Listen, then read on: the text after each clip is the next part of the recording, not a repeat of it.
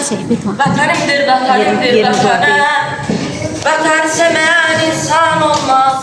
Olsa da o şəxsdə fistan olmaz. Onu demirdim axı.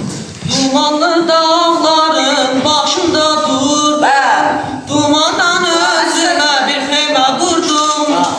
Dumanlı dağların başında durdum. Dumandan özüme bir xeymə qurdum.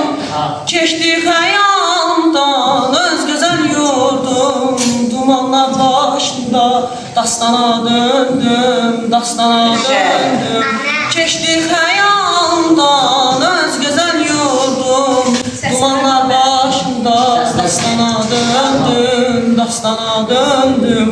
Deyirlər bülbülə çəmən yaxşıdır, insançılara da vətən yaxşıdır. Deyirlər bülbülə çəmən yaxşıdır, insançılara da vətən yaxşıdır. Şair sorma vətən nədən yaxşıdır. Adı Gəncə könlüm dastana döndüm, dastana döndüm. Şair sorma vətən nədən yaxşıdır. Adı Gəncə könlüm dastana döndüm, dastana döndüm.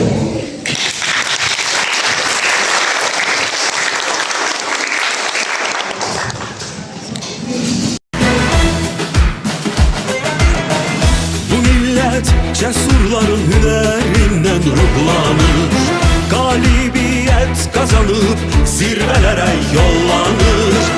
Karabağ zeferiyle şanlı bir tarih yazır. Eşk olsun yiğitlere, yaşasın Azerbaycan. Var olsun mert milletin, yaşasın Azerbaycan. Sen galipsen bütün dünya qələbəndən danışır.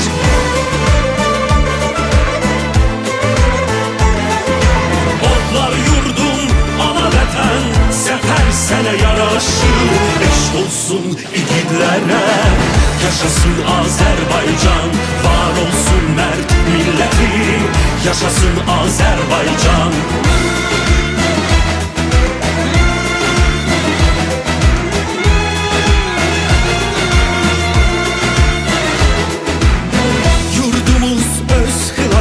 Oğluna arxalandı, bayrağımız hər qarış torpaqda dalğalandı. Bu xalqın qəlbi, ruhu, canı Azərbaycandır. Eşq olsun igidlərə, yaşasın Azərbaycan. Var olsun mərd millətin, yaşasın Azərbaycan.